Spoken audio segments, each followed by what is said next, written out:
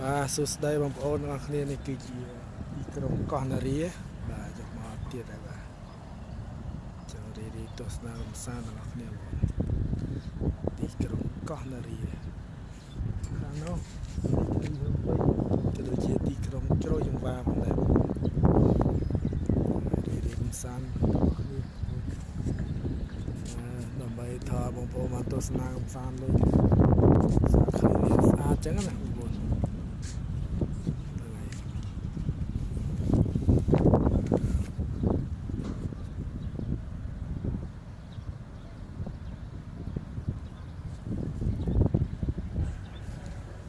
ក្រុងកោះនារីក្រុងកោះពេជ្រកោះនារីទីក្រុងជ្រោយចង្វាបងខាងនោះជ្រោយចង្វាហើយនេះខាងរាជស័ព្ទខាងអីចឹងស្អាតរាជស័ព្ទខាងនោះ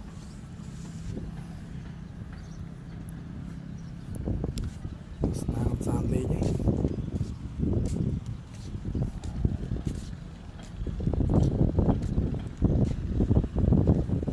ភាពស្អាតបងជាថតពីមុំមកទស្សនាកំសាន្តនេះ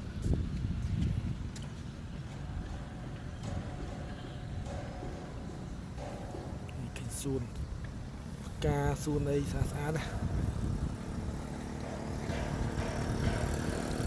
ចាំនិយាយកំសាន្តលេងនេះ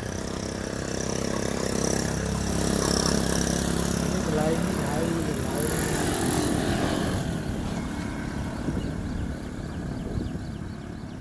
កំសាន្តដែរតែអត់ដឹងកន្លែងអីហ្នឹងកន្លែងនេះខ្ញុំមិនសូវច្បាស់ដែរ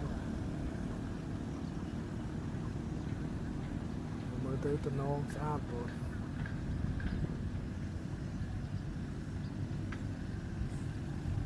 ទៅតំណងស្អាតមានកន្លែងគេអង្គុយកំសាន្តដែរកន្លែងនេះមកទៅ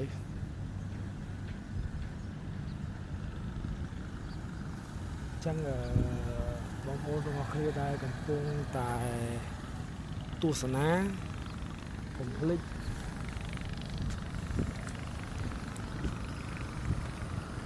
share ចុច Subscribe Channel page របស់ខ្ញុំបាទក៏ដូចជា YouTube របស់ខ្ញុំបាទទាំងអស់គ្នាផងដែរបាទសូមអរគុណច្រើនហើយយើងជួបគ្នានៅវីដេអូក្រោយផងដែរបាទសូមអរគុណហើយក៏សូមអរគុណសូមជម្រាបលាជួបគ្នានៅវីដេអូក្រោយទៀតបាទបាយបាយ